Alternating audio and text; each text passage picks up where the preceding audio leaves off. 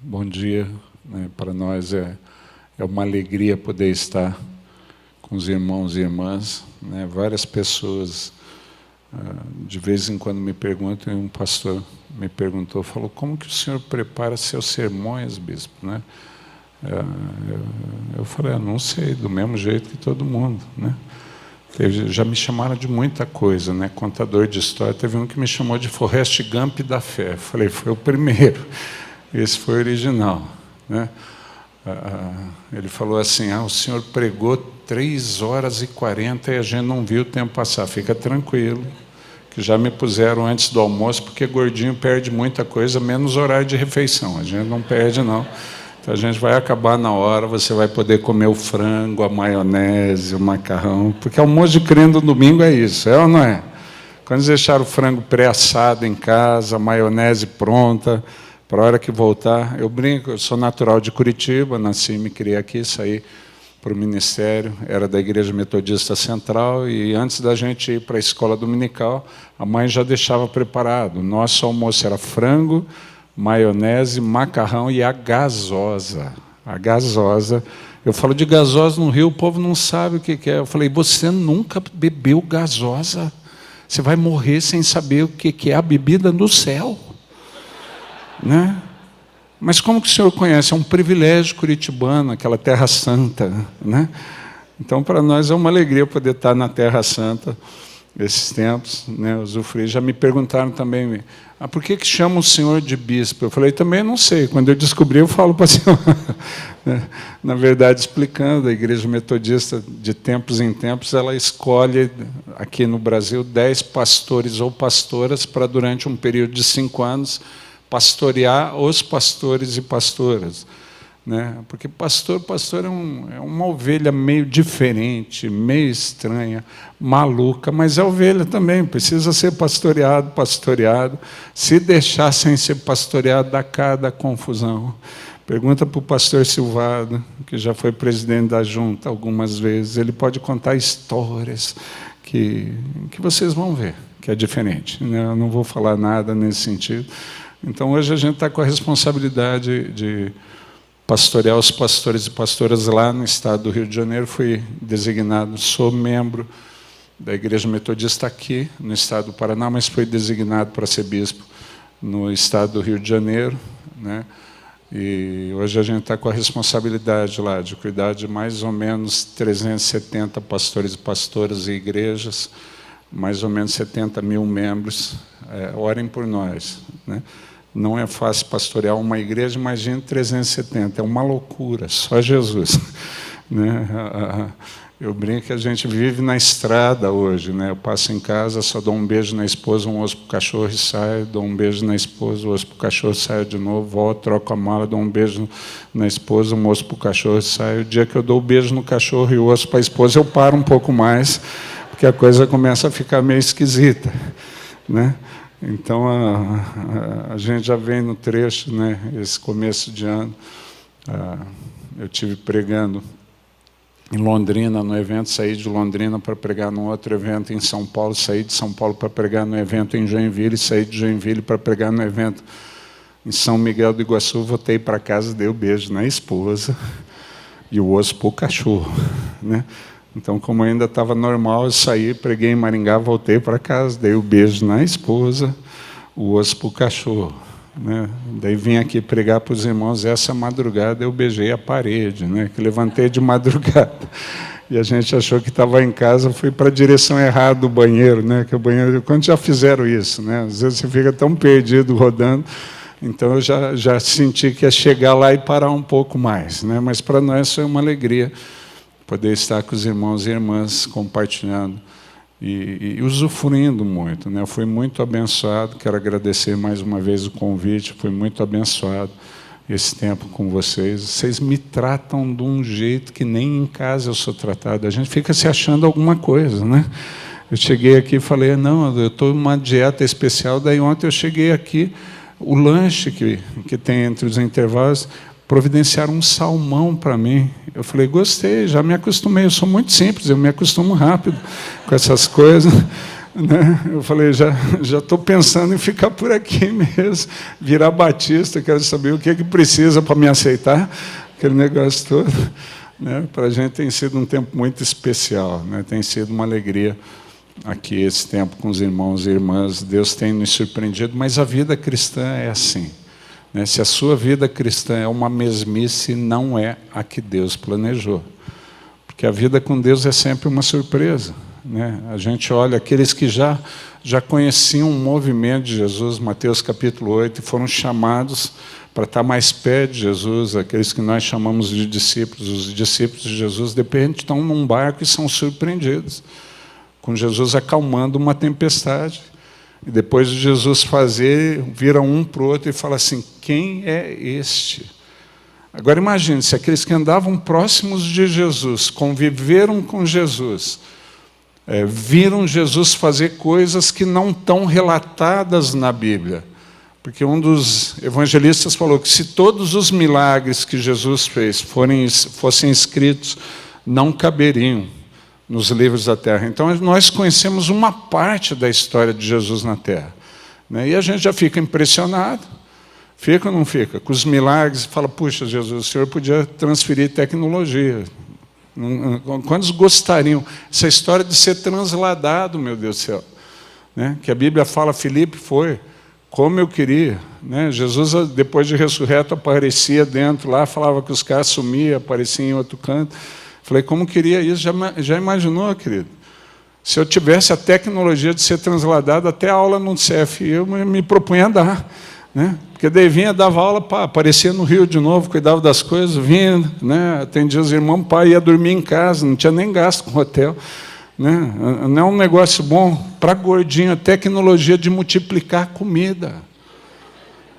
Coisa boa, é ou não é? Quantos aqui já tomaram bronca da esposa por levar a gente para casa sem avisar? Para almoçar. Eu sei que essas coisas não acontecem no meio batista, né? Vocês fazem tudo programado. Mas quando já ouviram falar de alguém que fez isso? Levanta a mão. Não é verdade? Daí você fala assim, mas o que você trouxe para casa sem avisar? Fala, mas fica tranquilo, mas vai comer o que a gente come, mas não tem nada, então é isso mesmo.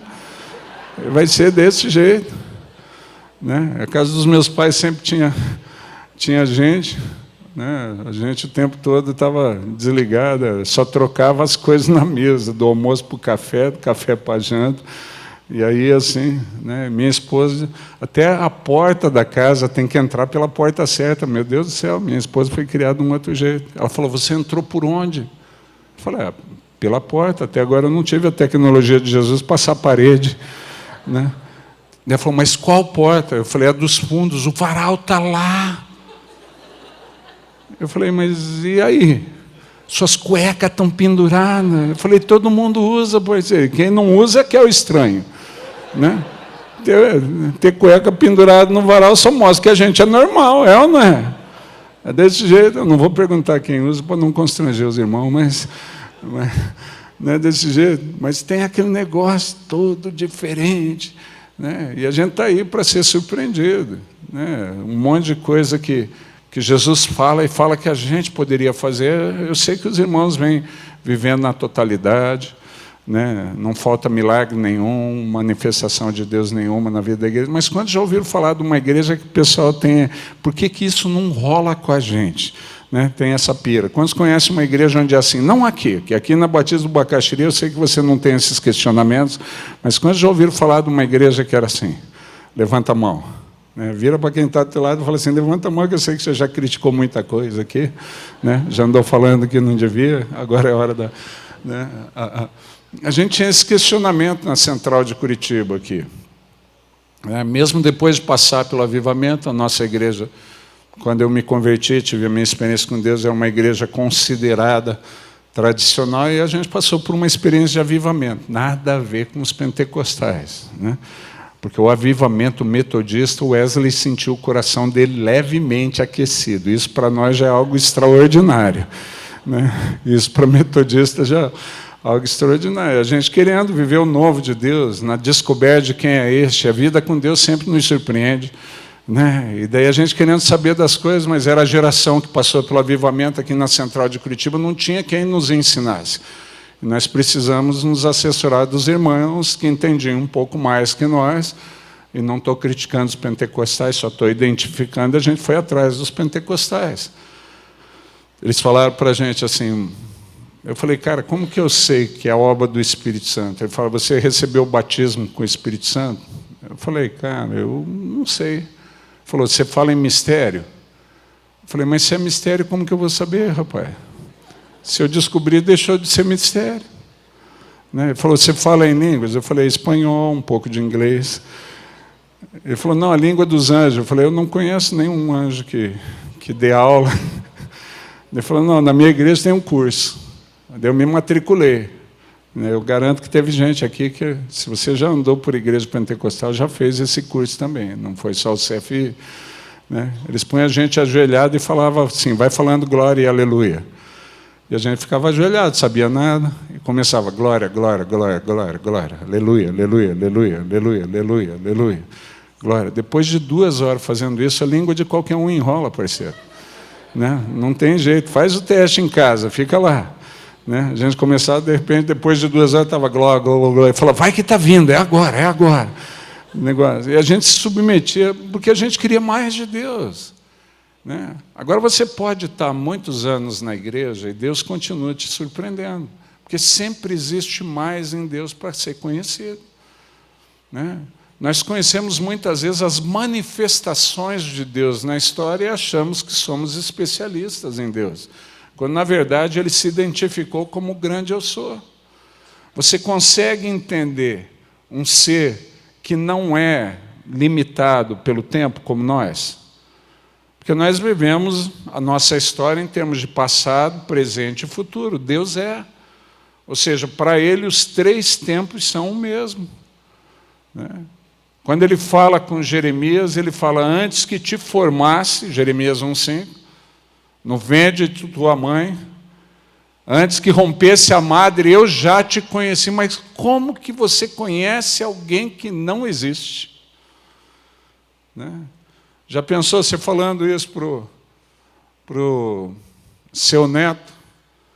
Não, antes que te formasse, eu te conheci. Mas quando? Quando eu pensei em casar, não tinha nem filho, já conhece o neto. Está maluco, parceiro.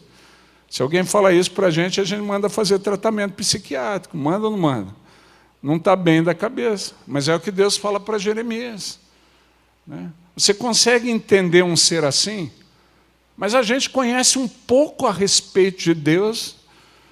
Conheci uma pessoa que ela falou, eu sou mestre em divindade. Eu falei, que joia, eu só aprendi isso. Eu estou tentando conhecer um pouco mais de Deus. Existe mais em Deus para você conhecer. Vira para a pessoa que está do teu lado e fala assim, se abra para ser surpreendido. Se abra para ser surpreendido. Porque, às vezes, depois de um tempo na vida da igreja, a gente vai perdendo as expectativas. Né? Eu cansei de, como pastor, ter que atender coisas que a gente não entendia. Nós tínhamos o nosso culto de oração, sexta-feira, na igreja, e os intercessores vinham na frente e ficavam assim, a pessoa escolhia qual é o intercessor que queria receber oração. Eu tinha um irmão que era intercessor, abençoado, e estava desempregado há cada 2 anos, quase 2 anos, vivendo de bico, fazendo algumas coisas para... E chegou na fila dele um outro rapaz, falou, eu queria que você orasse para eu arrumar emprego, que eu estou desempregado. Ele disse que pensou assim, que dó. Ele não mandou o cara mudar de fila de vergonha. Mas ele orou, sem expectativa nenhuma, que o milagre acontecesse. Semana seguinte, esse irmão voltou e pediu para testemunhar. Ele deu testemunho, irmãos, semana passada eu vim aqui pedir para o fulano orar por emprego, por mim, estava desempregado a cada 2 meses, ele orou e essa semana arrumei emprego, glória a Deus, aleluia. Tudo quanto era desempregado da igreja vinha na fila dele. Ele orava pelos outros, os outros arrumavam e ele não. Ele falou, pastor, o que está acontecendo? Eu falei, tenho a mínima ideia, mas está funcionando, continua orando pelo povo. Vai desse jeito. Nós tivemos um outro milagre, né? Um senhor na igreja, ele era surdo, tinha problema de audição, ele foi num dos encontros da igreja, no evento da igreja, no curso, Deus abriu os ouvidos dele. O sobrinho dele ficou extasiado, veio falar comigo, ele tinha pedido para eu falar para o pregador, falasse dirigindo ao tio, porque o tio sabia ler os lábios. Falei, não tem como que eu vou conter os caras? Né? Falar para o cara, olha para lá. Né? Aqui vocês já acostumaram a pregar olhando para as câmeras. A disciplina do pastor Marcos Paulo me impacta. Quando ele pega o folder e fala, você que nos vê pela internet, é coisa de louco, né? Eu fiquei olhando para ver onde que... Né? Eu falei, agora como que eu vou pedir para o cara se disciplinar e falar, olhando para o seu tio? Ele falou, mas ele fica nervoso quando ele não entende. Eu falei, ora aí. No meio do encontro, o sobrinho falou, pastor, eu acho que Deus curou meu tio. Eu falei, por quê? Porque ele está ouvindo. Eu falei, mas ele não ouvia nada. Não, o senhor acha o quê? Eu falei, bom, se ele era surdo e está ouvindo, é lógico que Deus curou a criatura. Né? Daí ele saiu de lá, foi no culto, os ouvidos abertos, saiu do culto e ficou surdo de novo. Daí entrava no culto, Deus abria os ouvidos. Fora da igreja ele era surdo, dentro da igreja não. Né? Daí o meu sobrinho dele veio me perguntar, por que disso, bispo? Eu falei, tenho a mínima ideia. Sei não por que está acontecendo isso, mas pelo menos seu tio não está ouvindo bobagem por aí, só ouve a boa parte aqui na igreja. Né? Daí quando eu dava esse testemunho, eu falava, se quiser vai lá conferir, mas conversa com ele dentro da igreja, que fora da igreja ele não vai ouvir. Né? Teve um rapaz que falou assim, eu acho que o surdinho está mentindo para nós, pastor. Está enrolando, está dando migué. Daí a gente chegou por um evento num barracão, o pessoal do som, passando o som alto, barracão vazio. O surdinho chegou mais cedo, a gente estava do lado de fora para conversar, porque dentro não estava dando não. O surdinho entrou para orar, ajoelhou, de repente saiu e falou, pastor, dá para pedir para baixar, porque está muito alto. Eu falei, hoje é o surdinho pedindo, cara, deve estar alto para caramba. É melhor baixar o som. Né? Então lá a gente já era surpreendido com essas coisas. Deus fazendo coisas que a gente não imaginava. Né? Fazendo coisas que a gente nem pensava. Né? Contei algumas histórias de um traficante que se converteu e chegou para mim e falou, pastor, eu quero saber o que eu faço com as 8 bocas de fumo que eu tenho. Eu falei, o que faz? Fecha, parceiro. Ele falou, não, o senhor não está entendendo. Se eu fechar um outro, vai reabrir, vai continuar do mesmo jeito. Falei, mas o que você está pensando em fazer? Então, eu estou pensando em transformar as 8 bocas de fumo em 8 bocas de oração. Falei, cara, eu perdi essa aula na faculdade de teologia, dá para explicar? Eu não sei o que é boca de oração. Ele falou, não, a gente põe os irmãos da igreja lá onde a gente vende droga, em vez de vender droga para eles testemunharem. Quando o cara chegar para vender droga, a gente ora, ele vai cair possesso, porque eu caí várias vezes. Daí a gente expulsa o demônio e fala de Jesus. Falei, vocês estão dispostos a fazer isso? Ele falou, se o senhor autorizar, estamos. Falei, está autorizado, desde que eu não precise ir, pode fazer. Fica à vontade. Né? E durante alguns meses eu fui pastor de 8 bocas de oração. Né? A gente acha que o campus é melhor para você multiplicar. Né? Mas era coisa que a gente não imaginava. E Deus vem nos surpreendendo o tempo todo, e é o que Deus deseja fazer. Porque muitas vezes nós assumimos para nós uma carreira que não era a que Deus sonhou. Você foi criado, criada com um propósito. João capítulo 17, versículo 3, e Apocalipse capítulo 2, versículo 17. João 17, 3. E Apocalipse 2, 17.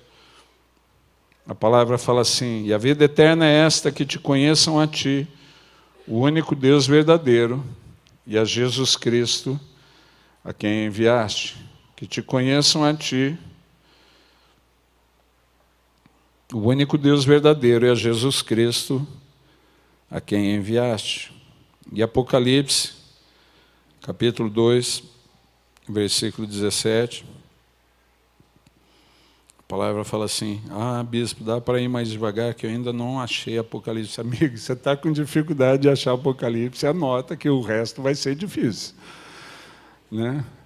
Apocalipse 2, 17, a palavra fala assim, quem tem ouvidos, ouça o que o Espírito diz às igrejas, ao vencedor dar-lhe-ei do maná escondido, bem como lhe darei uma pedrinha branca, e sobre essa pedrinha escrita um nome novo, qual ninguém conhece, exceto aquele que o recebe. Querido, querida, quando Deus te criou, você não nasceu como obra do acaso. Né? Tem um pastor conhecido nosso, amigo de vários amigos, a gente já conhecia ele da internet, e lá no Rio a gente está tendo a oportunidade de conviver algumas vezes junto. O pastor Cláudio Duarte, quantos já ouviram falar dele? Né? E o Cláudio Duarte dá o testemunho de vida dele. Ele falou, meus pais não queriam que eu nascesse. Eu não fui programado. O que meus pais queriam, meu pai era casado, minha mãe solteira, uma adolescente, 17 anos de idade. Ela chegou no Rio de Janeiro, meu pai seduziu. O que eles queriam era só um momento de prazer. Eu vim para atrapalhar a programação deles. Eu não estava planejado. Quando minha mãe engravidou, foi um estorvo para o meu pai, né? Ter que contar para a esposa dele que tinha tido um caso, e esse caso gerou um filho. Ele falou, quando eu nasci, minha mãe, adolescente, não tinha condições de me criar, tentou, não conseguiu, voltou para o Rio, me entregou para o pai, e ele falou, eu morei em 8 casas que não eram minhas.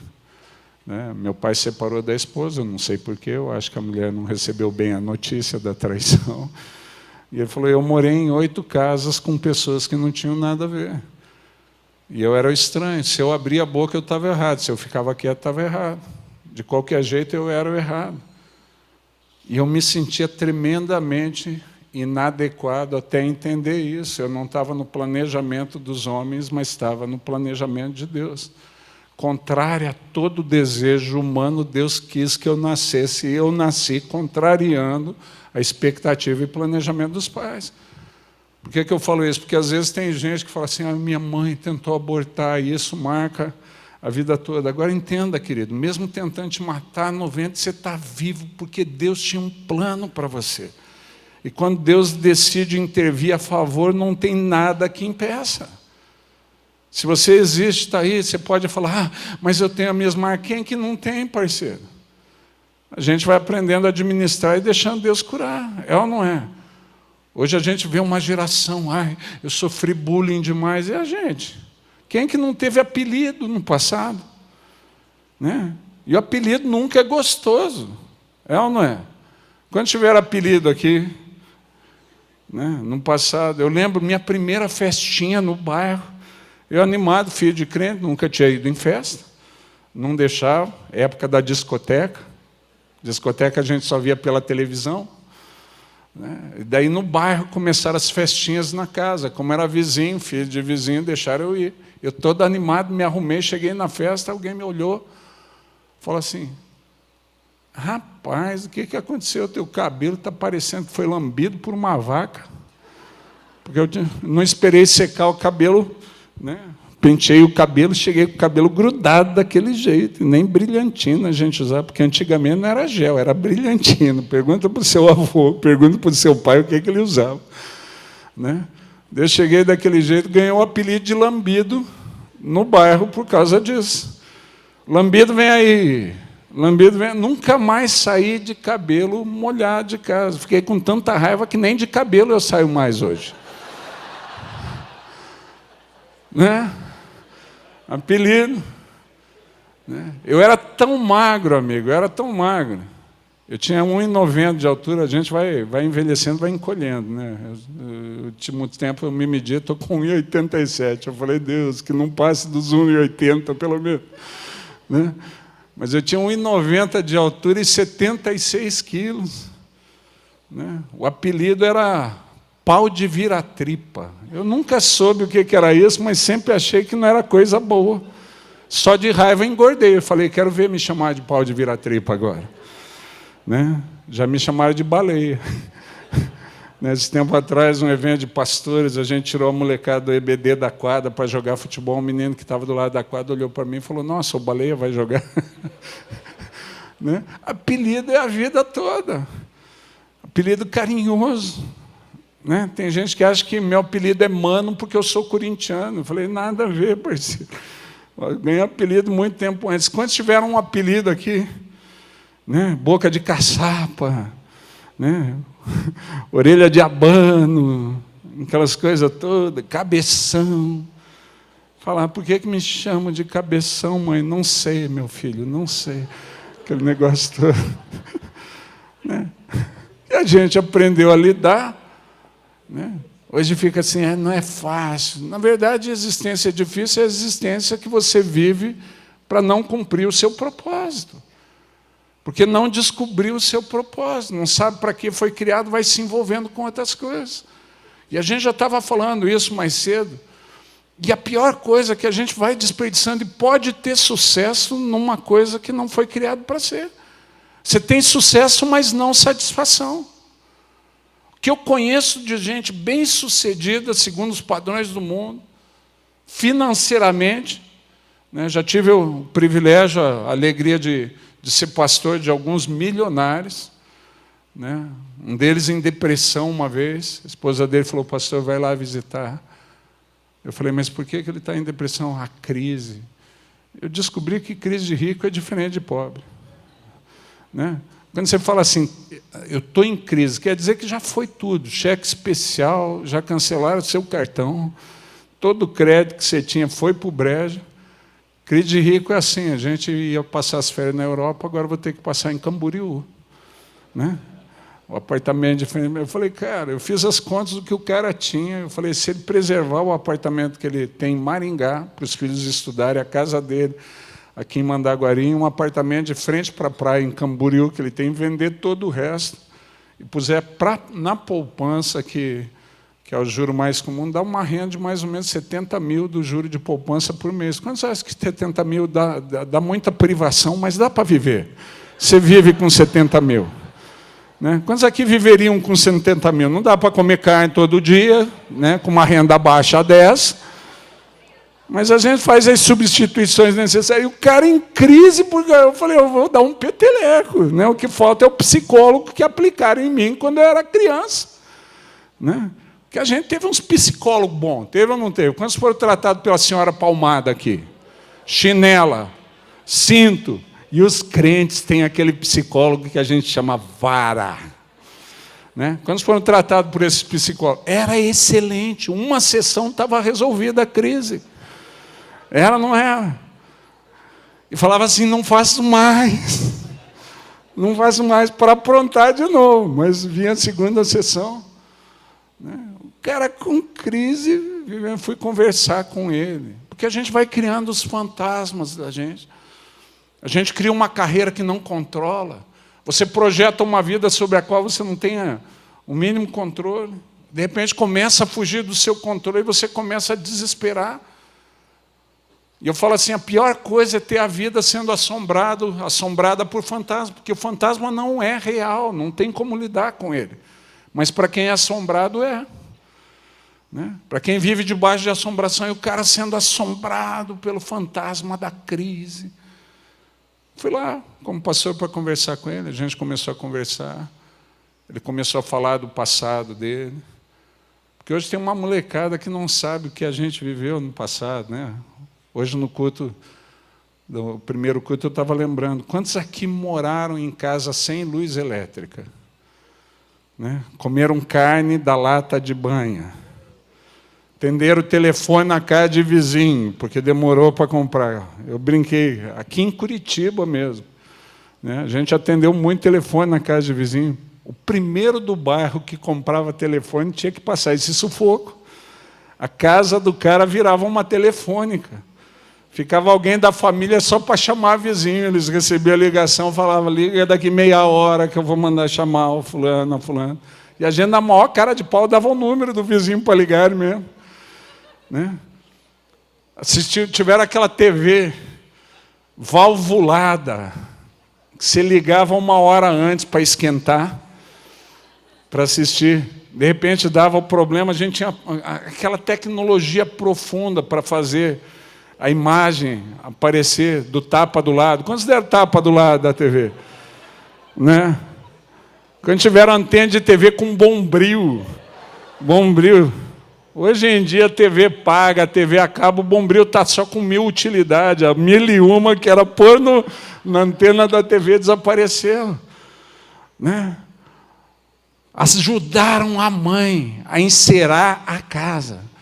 Né? Hoje já não tem graça, passa um pano lá. Eu falei, só vai passar água? Não, os produtos já estão no balde, já está resolvido. Seca rápido. A gente encerava, esperava a cera secar. Era ou não era? E você fazia isso primeiro com o paninho, porque não tinha jeito, e que Deus resolva as nossas costas depois. É desse jeito, não é? Esperava secar, daí depois de secar tinha que lustrar. Quantos fizeram isso? Chegou esfregão em casa, a gente achou que já tinha vindo salvação. Meu Deus do céu, quando veio a enceradeira, eu achei que Jesus ia voltar. Né? Era uma tecnologia profunda. Usaram orelhão de ficha. Quem usou orelhão de ficha? Um dia eu falando assim, caiu a ficha, minha filha não entendeu. Falou, pai, o que é caiu a ficha? Ela não conheceu orelhão de ficha. Daí a gente viveu isso tudo e sobreviveu. Sobreviveu ou não sobreviveu? Quantos aqui tomaram óleo de fígado de bacalhau? Remédio para verme. Que a gente ia lá, toda a doença da criança era verme, era ou não era? Socava remédio para verme. Todo ano tinha época. Mês do cachorro louco, a gente tinha que tomar injeção para raiva. Quantos tomaram injeção para raiva? E ai de você se algum cachorro te mordesse fora do mês do cachorro louco, que era agosto.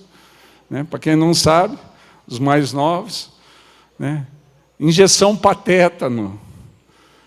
E não adiantava falar que não ia dar nada. A gente tinha medo da agulha e socava a injeção do mesmo jeito. Porque injeção de gotinha não tinha. Né? Injeção de pistola. Quem aqui tomou injeção de pistola? Né? Fica a marca no ombro para você... Ó, fui valente. Né? Daí vem hoje. A gente passou tudo isso, sobreviveu, estamos aqui. A vida foi boa. Foi ou não foi? Tanto que tem uns malucos que falam assim, antigamente que era bom. Claro que não, hoje é bom pra caramba. Né? Hoje a gente não precisa fazer nada disso. Né?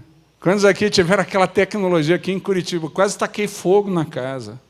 De esquentar o banheiro com panela de álcool. Quantos fizeram isso? Né? Porque aquecimento na casa é coisa recente. Né? Então pus a panela de álcool, achei que estava pouco, fui virar mais álcool para esquentar o dia bravo. O fogo subiu, estourou a garrafa de álcool. Salvei por causa... Daí o pessoal olhava para mim e falava, cara, tem alguma coisa diferente no mano, não sei o que deu errado. Queimou a sobrancelha com o troço. Cheguei no colégio, o amigo notou, falou, nossa, o mano tira a sobrancelha. Daí eu fui olhar, estava pelado. Né? A garrafa explodiu, secou, e a gente sobreviveu, está aqui, está gordo, tá, né? Como diz no sul, viçoso, bonito. Né? Porque antigamente era assim, esse moleque está doente, está magro demais, agora está viçoso, está bonito, saudável, gordo, que nem uma pipa. Né? É desse jeito. E a gente sobreviveu, daí agora fica com essas crises. Ah, está difícil. Sabe por que a vida está difícil? Porque a gente conhece Deus e se afasta dele. E a vida é que conheça Ele. E por mais que você conheça Ele, tem que prosseguir conhecendo. Esse é o sentido da sua vida. O resto a gente faz para sobreviver.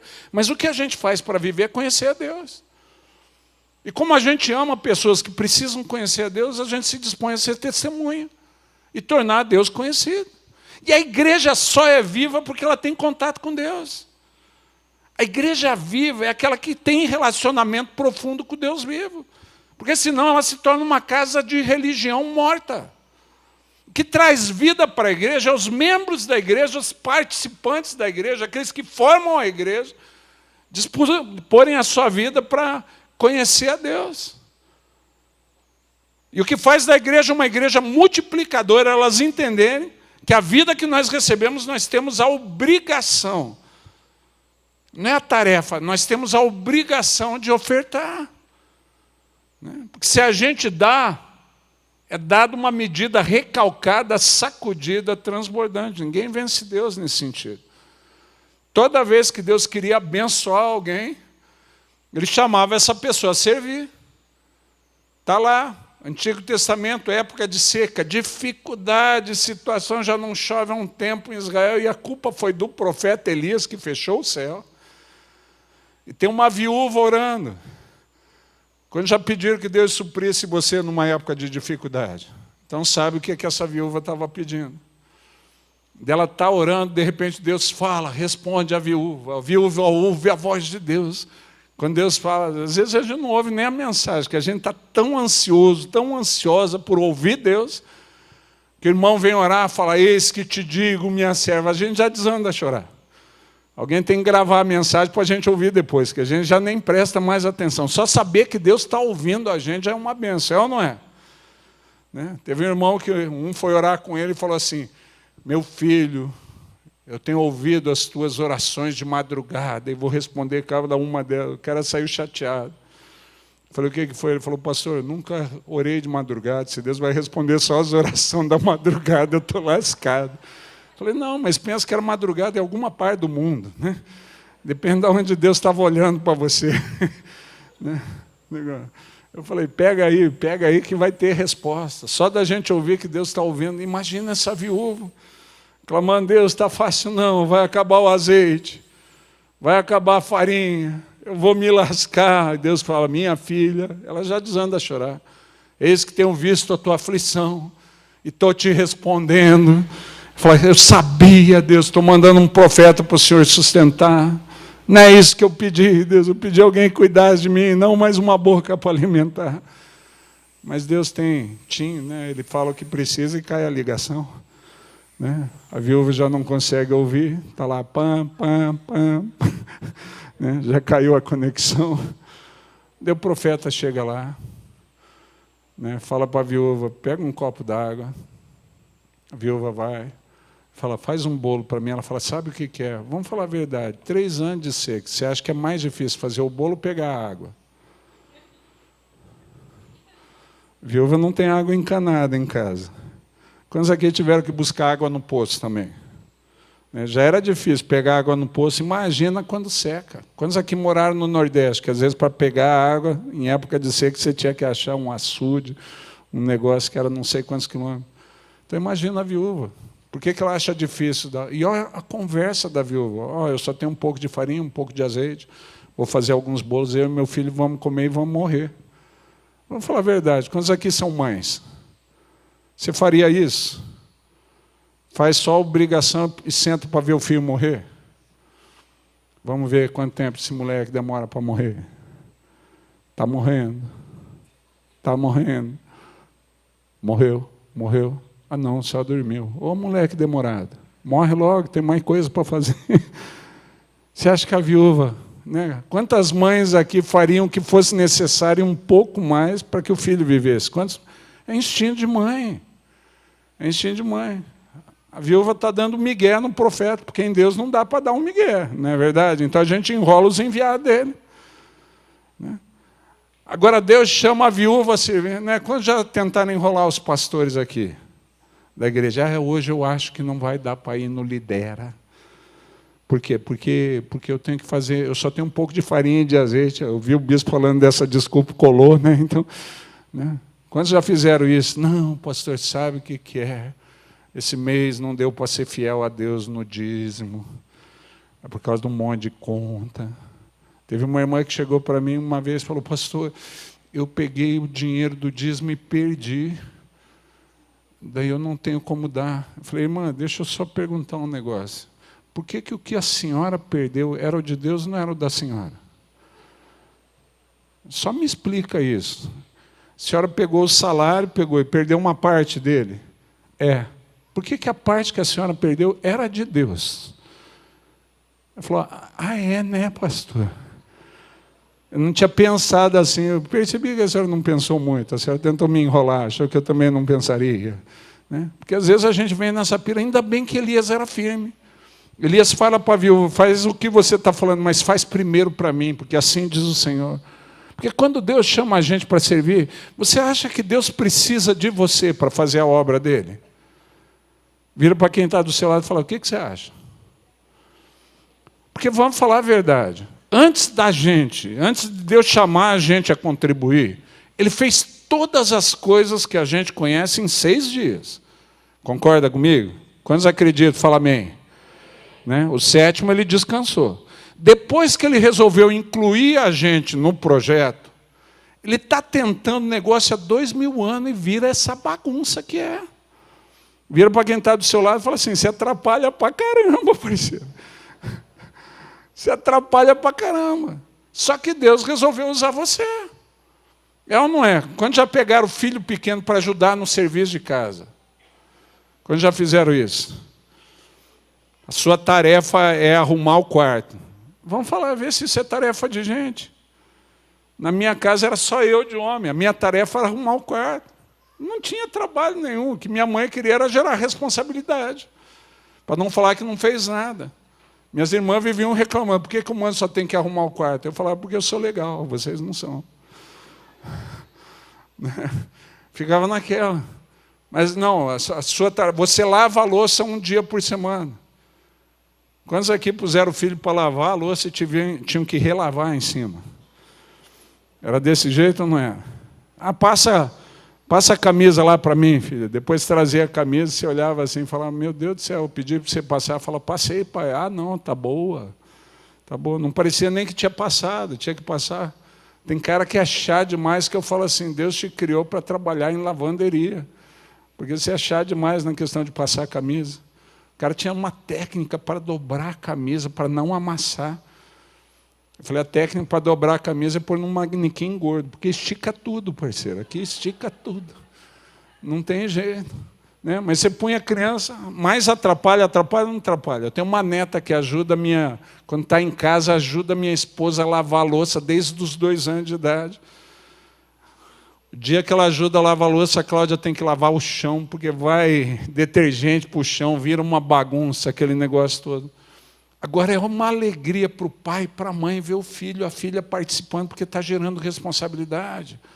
A nossa preocupação não é com a tarefa aqui, a nossa preocupação é lá na frente, que eles vão ter que enfrentar na vida, que essa pequena tarefa gere outras coisas, desenvolva eles em outras coisas.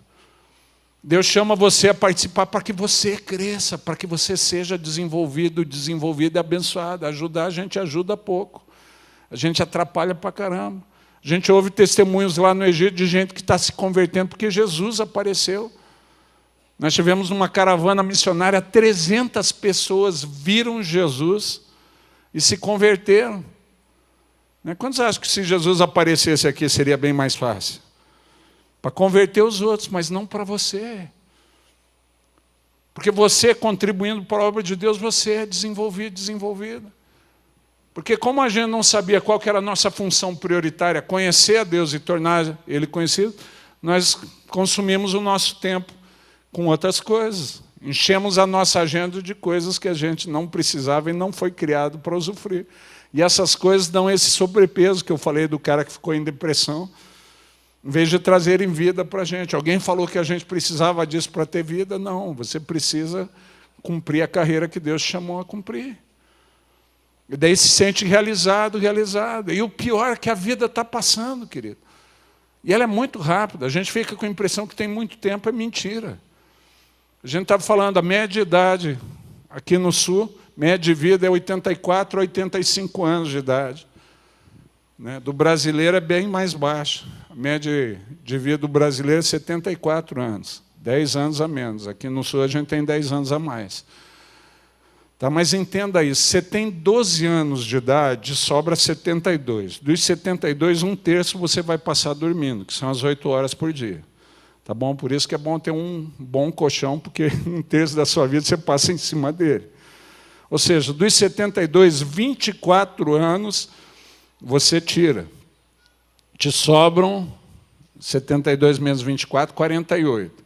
Dos 48, hoje, como a gente basicamente acessa as tecnologias direto, então, contando o tempo que você vai gastar em computador, lidando com smartphone, respondendo WhatsApp, essas coisas todas, e parando na frente da televisão para relaxar, dá mais ou menos 14 a 15 anos da sua vida que você gasta com essa porcariada.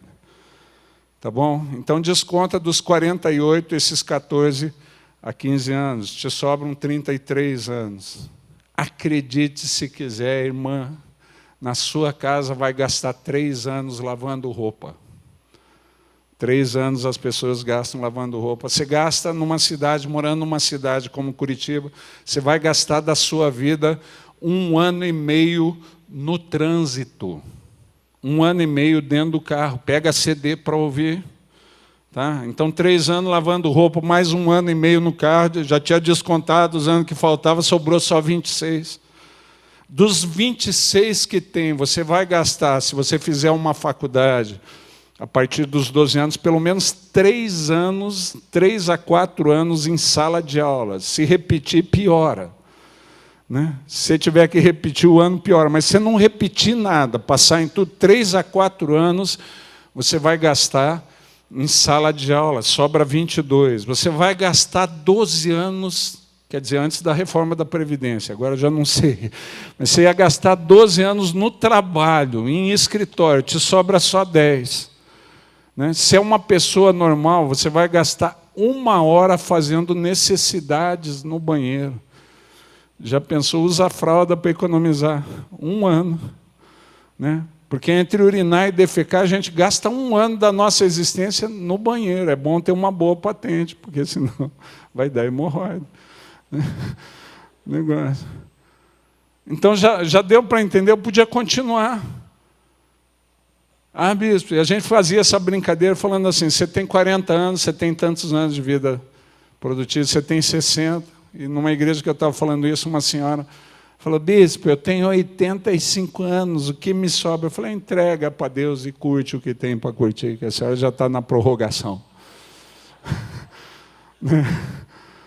Eu tive um irmão que teve infarto com 91 anos de idade. Gaúcho. O médico proibiu ele de comer salame, carne gorda, torresmo e tomar chimarrão. Encontrei o gaúcho numa festa atracado numa costela. Eu fui conversar com ele, o filho tinha pedido, pastor, dá para falar com o pai, porque o pai não obedece o médico. Fui falar com ele, falei, seu Pompilho, era o nome dele, seu Pompilho, o médico não proibiu o senhor de comer carne gorda. Ele falou, pastor, o médico falou que se eu quisesse viver, não podia comer carne gorda, não podia comer salame, não podia comer torresmo, não podia tomar chimarrão, viver sem isso, para quê? Que morra de uma vez, então? Vai proibir o gaúcho de fazer tudo que ele gosta. Eu saí, o filho falou, e aí, pastor? Eu falei, e aí, parceiro? Seu pai está com 91 anos, eu não sei se eu chego. Você não sabe se chega. Deixa o velho curtir, comer tudo que gosta, enquanto dá. Viveu até os 96, o filho teve infarto com 72. Né? Porque às vezes a gente fica desperdiçando tempo com preocupações. Coisas. Eu estava brincando, você sabe, você tem aquela mania de soltar a chave em qualquer lugar, não sabe onde pôs. Tem coisa que é característica de homem, né? O homem sempre vai procurar uma roupa que nunca está na gaveta e a mulher acha. É ou não é? Não na sua casa, mas quando já ouviram falar de uma casa que a coisa é assim. Né? O marido fala, cadê aquela minha camiseta de estimação? Fala, está na gaveta. Não está, que eu já procurei. A mulher vai e tira a camiseta de dentro da gaveta. Você fala, foi o demônio que escondeu. Para dar confusão entre nós. A gente já repreende o demônio que esconde a roupa. É desse jeito ou não é?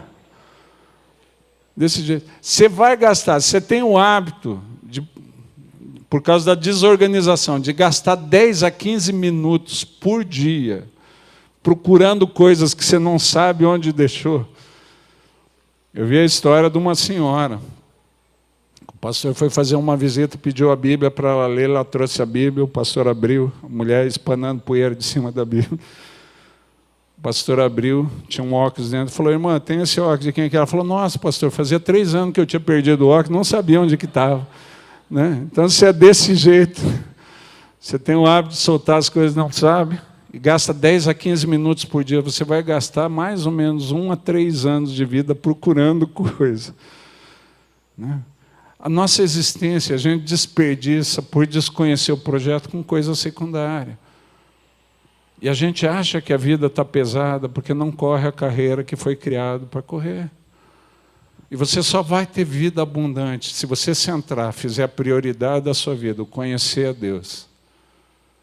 O objetivo maior da minha vida. Que as outras coisas que dá para fazer, deu. O que não dá, não deu. O que eu não posso é jogar fora o tempo com isso. Porque a vida toda, como pastor, né, inspirando os outros, motivando, eu ouvi assim, pastor, eu queria ter mais tempo para buscar a Deus. Chegou uma hora eu cansei de ouvir isso. Eu falei para o cara, quando ele falou assim, eu queria ter mais tempo para buscar a Deus, eu falei, parceiro, desculpa acabar com a tua ilusão, mas você vai ter até o fim da sua vida só 24 horas por dia, nunca vai ter mais tempo. O que você precisa é aprender a administrar o tempo que Deus te deu com sabedoria. Porque, na verdade, você está jogando fora a sua existência numa vida sem sentido. Porque a vida eterna é que te conheçam a ti, como único Deus verdadeiro.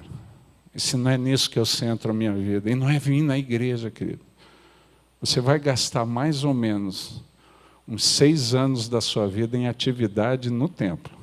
Se você é um crente normal. Se você trabalha na igreja, então é isso, só Deus sabe quanto tempo você vai perder nessa porcaria. Né? Mas você vem assistir 2 cultos por semana, 2 atividades, o lidera uma vez por ano, você vai gastar 6 anos dentro desse espaço. Agora, conhecer as atividades, participar das atividades da religião e conhecer Jesus são 2 coisas diferentes.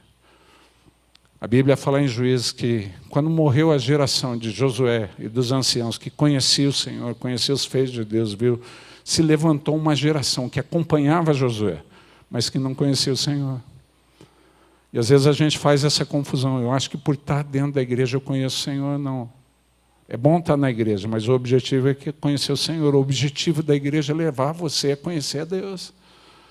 E o seu objetivo como testemunha fora daqui, como cristão, é tornar Deus conhecido de quem precisa conhecer. Que talvez nunca venha nesse espaço. Depende de você, precisa de você para tornar Ele conhecido. E às vezes a gente vai desperdiçando a nossa existência em outros propósitos, depois não sabe porque a coisa não está legal. Não sabe porque eu estou sentindo um sobrepeso, um desânimo, uma tristeza na vida. Não, deve ser idade, reposição hormonal que você precisa. Tudo bem, dá uma estragada. Né? A coisa não é como era, mas não é isso. Porque a vida é que te conheçam a ti, como o único Deus verdadeiro. E a Jesus Cristo, a quem enviaste. Eu conheço a história de pessoas 80, 90 anos com vigor tremendo. Esses dias fui pregar numa igreja em São Paulo, aquela cidade estressante, com aquela bagunça.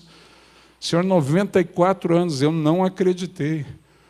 Eu sou muito credo, mas eu não acreditei. O cara com vigor, você não dizia que ele tinha 94 anos. Ele me mostrou a carteira com a data de nascimento para provar que ele tinha 94 anos. Fica imaginando, querido. Né? Como que é você conversar com uma pessoa, esses tempos atrás, agora eu acho que já faleceu, conversando no ano de 2001, 2003, na verdade, com alguém que tinha 105 anos e lúcido. Falei, como é você conversar com uma pessoa que nasceu no século XIX, passou todo o século XX, está batendo papo comigo no século XXI? Meu Deus do céu! Eu falei, posso apelidar o senhor de Highlander?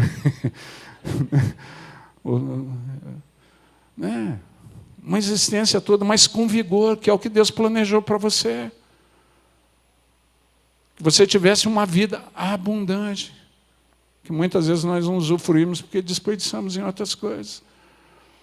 A Bíblia fala que ao que vencer, Ele dará a oportunidade de comer do maná escondido. Para mim, o que quer dizer? O maná, o pão do céu. O pão do céu é o Senhor. Existe mais em Deus para você conhecer. Ele quer te surpreender. E se você vencer essa pira da carne, a carreira que você configurou para você, para correr a carreira que Deus te propõe, você vai conhecer mais de Deus. E Deus vai te surpreender. E eu quero estabelecer aqui o desafio. Abandona um projeto de vida e se dedica ao projeto que Deus tem dado para essa igreja. Se envolve, seja uma testemunha, conheça mais de Deus, faça o que for necessário para conhecer mais de Deus. Se for necessário, faz que nem Jacó com o anjo, pega na barra da calça do pastor Silvado, pastor Marcos Paulo, de alguém aí, fala, eu não te largo enquanto o Senhor não me der alguma coisa para ajudar outros. Né? Porque eu quero ser abençoado, estou cansado de estar na igreja há tempo, insatisfeito, eu quero uma vida mais abundante. Né? O pastor Silvado vai arrumar coisa para você fazer, com certeza. Né? Fica tranquilo. Né? Os irmãos projetaram aqui um monte de coisa para fazer. Teve uma época que eu queria servir, não sabia para que eu prestava. Até criança eu ajudei. Meu Deus do céu, acho que essas crianças estão assustadas até hoje de ter um cara que nem eu dando aula para elas. Né? Mas Deus chama você a servir para te abençoar. Você não sabe como se dispõe, vem aqui. Eu fiz isso, Deus foi tendo misericórdia, foi me ensinando, me conduzindo. Agora o que não dá é para desperdiçar. A Bíblia fala que ao que vencer, Ele dará uma pedrinha branca. Eu fiquei durante um bom tempo invocado, o que é esse nome na pedrinha branca? Né? Falei, Deus, que história do novo nome é isso? Daí eu entendi que toda vez que Deus marcava a vida de alguém, Ele alterava o nome. Você não vai ser mais Abrão, vai ser Abraão. Você não chama mais Sarai, vai chamar Sara. Você não chama mais Jacó, não chama Israel. Eu falei, Deus, eu conheço o nome que meus pais me deram. Eu quero saber o nome que o Senhor me deu quando o Senhor me projetou. Eu quero saber para que eu existo. E eu comecei a orar, eu quero saber o nome dessa pedrinha branca. Para que eu fui criado pelo Senhor? Um dia um cara orando por mim, ele falou, Deus me deu uma palavra para você que eu não entendi nada, por isso que eu não entreguei. Falei, qual que é a palavra? Ele falou, ele me mandou dizer para você qual é o seu verdadeiro nome. Eu falei, eu entendi, eu estou pedindo essa... Ele falou, Deus me disse que seu verdadeiro nome, o nome que Ele te batizou no céu, é o nome de batismo que você tem na terra, Deus conosco. Você foi criado para revelar Deus. Você foi criado para tornar a presença de Deus manifesta. Você foi criado para usufruir dele e tornar ele conhecido. Você precisa vencer a carne para descobrir para que Deus te criou e viver a vida que Ele te projetou para viver. Porque senão a tua existência se vai e você nunca vai usufruir da vida abundante que Jesus chamou você para viver. Alguns anos atrás, eu quero terminar contando 2 histórias, já que eu sou contador de história. Quero terminar contando 2 histórias. Talvez só uma. Primeiro eu contei no outro culto. Ah, bispo, mas eu não estava. Então veio a gravação depois, você vai saber a história. Eu vou contar que eu não contei. Nós tivemos várias pessoas que se achegaram a Deus através dos nossos grupos pequenos.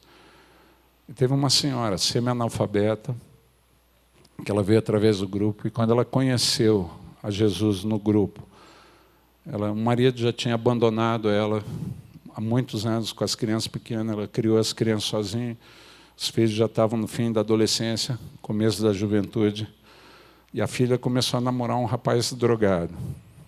E por causa desse namoro, as drogas entraram dentro da casa dessa senhora. O namorado da filha apresentou as drogas para o filho dela se envolveu com drogas. Nessa época, um dia que ele estava drogado, ele ficou com uma menina, a menina engravidou. A senhora de vergonha falou para ele assumir a menina, ele assumiu, mas ficaram juntos, mas como ele gastava tudo que ganhava com droga, depois que a criança nasceu, a menina começou a se prostituir para ter um pouco de dinheiro em casa, o mínimo. E essa senhora conheceu Jesus dessa época. E ela entendeu que Deus esperava dela para ter vida abundante, que ela fosse testemunha. E nessa circunstância ela saía para testemunhar para outros. Quantos conhecem alguém que estaria mais preocupado com os seus problemas, querendo que Deus abençoasse, do que com a vontade de Deus para você? Não vocês, que vocês batistas são dedicados para caramba, ainda mais em missões. Mas quantos conhecem um metodista que estaria mais preocupado com os seus problemas do que em fazer o que Deus chamou? Quantos conhecem? Não você, vira para quem está do seu lado e fala, não é de você que o bispo Mano está falando. Mas quantos conhecem alguém que estaria mais preocupado consigo mesmo? Levanta a mão. Vira para quem está do seu lado e fala, eu sei que você está preocupado com a sua imagem, mas pode levantar a mão, que ninguém vai pensar nada. Essa senhora não, sabe qual que era o testemunho que ela dava? Eu falava assim, olha a história da minha casa. Se eu não tivesse conhecido Jesus, eu não teria aguentado. Ele tem me dado força para continuar. A líder do grupo dela ficou doente. Minha esposa foi conversar. Daí, falando com o grupo, falou, não, eu vou conversar com o pastor Mano, a gente vai providenciar um outro líder para o grupo. E essa senhora semi-analfabeta falou, pastor, eu não sei ler direito, mas se a senhora achar que eu sirvo, eu me disponho. Minha esposa veio falar comigo, falou, a dona fulana se dispôs a ser líder com todos esses rolos de casa, ela queria fazer o que Deus esperava dela. Ele falou, a dona fulana se dispôs. Eu falei, quantas pessoas tem no grupo? Ele falou, 8. Eu falei, tem alguma que ela levou? Ele falou, 7. Eu falei, o grupo já é dela. Eu falei, é a 8ª. Ele falou, a 8ª é ela. Eu falei, pode deixar ela liderar. O testemunho dela atraiu essas pessoas. Ela liderando, dando o estudo da célula na casa dela, a filha dela na cozinha ouviu. Se converteu. Aceitou Jesus, porque a palavra não volta vazia, querido. Quando você abre a sua casa para uma célula, você abre a sua casa para ser uma embaixada do reino, A vida de Deus vai invadir a sua casa, de uns cômodos, a palavra sendo ministrada lá vai trazer uma vida, porque a palavra de Deus não volta vazia. As histórias do bispo humano podem voltar, mas a palavra de Deus não volta. A filha dela se converteu, veio, falou com a mãe, arrumaram uma cela para a filha. A filha pegou e acabou levando o namorado drogado para a cela. O namorado se converteu, largou as drogas. Como ele tinha levado o cunhado para as drogas, levou o cunhado para a cela. O cunhado se converteu, largou as drogas. Como daí passou a sobrar recurso em casa, a nora largou a prostituição. Mas essa senhora não esperou a casa dela estar assim para fazer a vontade de Deus. Ela fez a vontade de Deus e Deus se encarregou de acertar o que ela não conseguia acertar. A filha casou, teve um menino lindo, mesmo nome do meu filho, Pedro Henrique. Com 2 anos e meio, Pedro Henrique começou a reclamar de dor na vista. Foram fazer um exame, glaucoma, diagnóstico médico. O que o médico falou foi o seguinte: uma vista ele já perdeu. Não tem o que fazer. A gente vai fazer uma cirurgia para tentar salvar a segunda vista, mas eu não garanto. Nessa época, ela ficou cuidando do neto, a filha e o genro. Dobraram o turno de serviço para ter um pouco mais de dinheiro, uma família com muita restrição. O único bem que eles tinham era a casa, venderam a casa para custear a cirurgia. Ah, pastor, mas a igreja não ajudou a gente. Não sabia, porque eles nunca reclamaram. A gente só descobriu depois, nesse tempo, nós encontramos essa senhora, ela estava indo a pé para uma atividade da igreja, a gente deu carona, ela entrou no carro e falou assim para minha esposa: pastor, eu estava pensando, a senhora me autoriza a abrir uma outra cela num outro dia, que muita gente que eu convido não pode vir na quinta-feira, então eu quero fazer uma no sábado à tarde para eles virem. Quantos conhecem alguém que estaria pensando em parar de fazer o que faz? Porque está ficando... Não vocês, é lógico. Eu já sei que o Batista é de pegada, mas quantos conhecem alguém que estaria... Ela não, ela queria fazer mais. Esse tempo que ela estava cuidando do menino, entre a data da cirurgia, chegou um menino com gripe, tiveram que remarcar. Entre a primeira e a segunda data, ela percebeu que o menino não estava reclamando de dor na vista. E ela chegou para ele e falou assim: filho, a vista não está doendo. O testemunho que o Pedro Henrique deu com 2 anos e meio de idade foi o seguinte: vovó, o homem entrou, pôs a mão na boca, na vista do Pepe, ela parou de doer. Ela falou assim: como assim? O menino repetiu: o homem entrou, pôs a mão na boca, na vista do Pepe, ela parou de doer. A avó tomou um susto, falou assim: Jesus Cristo. Ele falou: esse era o nome dele, vovó. Ele falou que chamava Jesus Cristo, veio para me curar. Pôs a mão na boca, na vista do Pepe, e ela parou de doer. Eles remarcaram o exame. Quando saiu o resultado, o médico chamou, falou assim para a família: desculpe a aflição que eu fiz vocês passarem.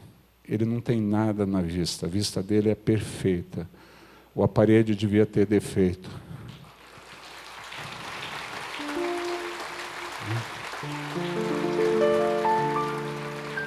E ela falou para o médico: aparelho com defeito. Não, doutor, agora o senhor vai sentar e vai ouvir. E hoje tem um médico que em Maringá frequenta uma célula. Porque uma senhora que tinha os problemas que a gente tem, entendeu para que ela foi criada e se dispôs a fazer a vontade de Deus. E Deus se encarregou de fazer aquilo que Ele fala, cuidou da casa dela. Você tem que definir se você quer continuar cuidando da sua vida ou você confia em Deus o bastante para deixar Ele cuidar, te orientar, enquanto você se põe para fazer aquilo que Ele te criou para fazer. Quantos querem de verdade deixar Deus cuidar enquanto você cuida das coisas que Deus te pede? Quantos querem fazer isso? Então eu quero orar por você. Feche seus olhos, pedir para o ministério estar tocando e cantando um cântico. Enquanto eles tocam e cantam, se você deseja, com todos os medos, não é fácil, por isso que a Bíblia fala: ao vencedor eu darei para ele, para ela conhecer o propósito da vida dele e vai conhecer um pouco mais de mim. Você abandonar um estilo de vida que você já vem tendo muitos anos para descobrir, reorganizar a sua vida a partir do que Deus te propõe, exige coragem.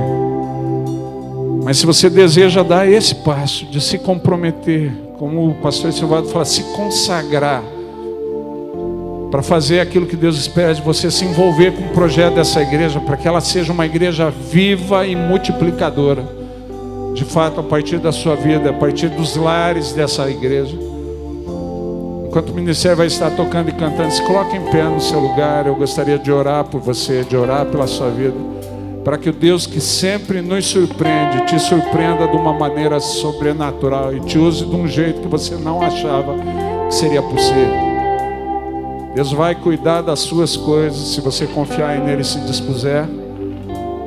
Mas não só vai cuidar das suas coisas, vai te usar para abençoar poderosamente outras famílias com o teu testemunho. Se você crê nisso, se coloque em pé no seu lugar ao fim do cântico.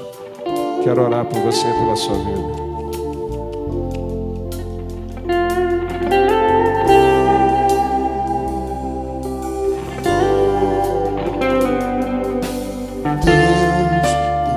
De bom em mim, que eu possa oferecer, que eu possa surpreender-te.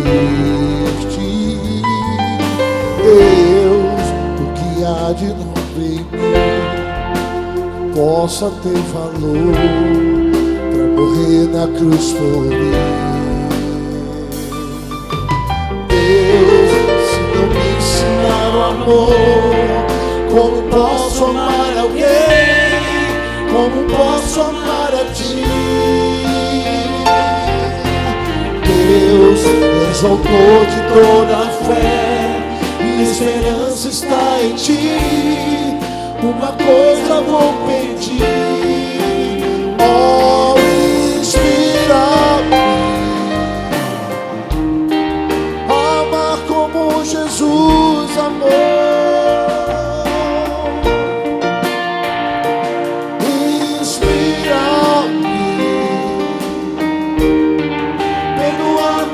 Jesus perdoou. Oh, inspira-me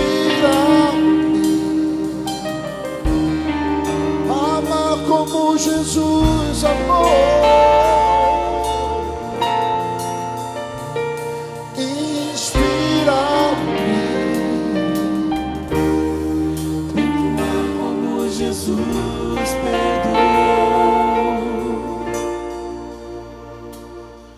Aleluia, vamos orar.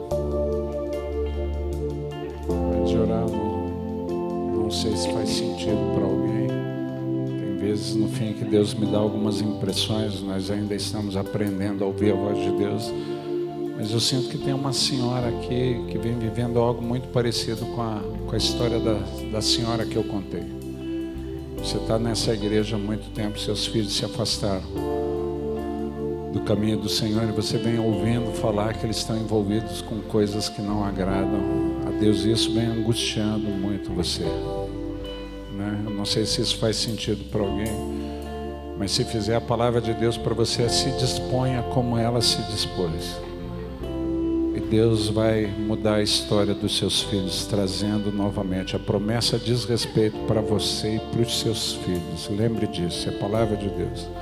Se envolva com o projeto de Deus. Deus se encarregará de trazer seus filhos novamente. Vamos orar. Pai amado, nós te agradecemos, Senhor, porque somos povo do Senhor. Te agradecemos porque o Senhor tem um propósito para as nossas vidas, e mesmo que nós não saibamos eles com clareza, nós queremos nos dispor, reafirmamos o nosso compromisso com o Senhor. Queremos nos consagrar para que cada vez mais fique claro para nós o que o Senhor espera das nossas vidas, o que o Senhor nos levantou para viver. E nós queremos que o Senhor nos use como instrumentos de salvação para outras pessoas. Pai, nos dá ousadia para falarmos, compartilharmos o testemunho, a vida que temos tido contigo com outros que precisam. E à medida que os teus filhos e filhas se dispõem para fazer aquilo que o Senhor os tem chamado a fazer, que o Senhor cuide daquilo que é caro ao coração dos teus filhos e filhas. E essa senhora que aqui vem vivendo uma realidade parecida, nós queremos profetizar sobre a casa dela, nós queremos profetizar a vida sobre o filho, sobre os filhos dela, nós queremos profetizar em nome do Senhor, segundo a direção que o Senhor me deu, que à medida que ela se envolver com o teu projeto, o Senhor a atrairá, porque a promessa diz respeito aos filhos dela também, diz respeito a ela, mas aos filhos dela, a próxima geração Eu não sei com que eles estão envolvidos, mas eu sei que o Senhor tem todo o poder. Por isso eu peço que o Teu Espírito os convença e atraia novamente a Tua casa, Pai amado. Que o Senhor comece a agir sobre a vida desses filhos, de maneira que eles voltem aos caminhos do Senhor para conhecer a Ti. Nós Te louvamos, Pai, pelo Teu povo nesse lugar. Queremos profetizar, Pai amado, sobre a vida dessa igreja, sobre o campus do Uberaba e sobre os novos campos que os Teus filhos e filhas vão abrir para a honra e glória do Teu nome. Nós Te louvamos e oramos pela Tua igreja em nome do Senhor. Amém. Amém, querido. Cumprimente a pessoa que está do teu lado e fala assim: creia. Se você crer, vai ver a glória de Deus. Amém? Que Deus abençoe.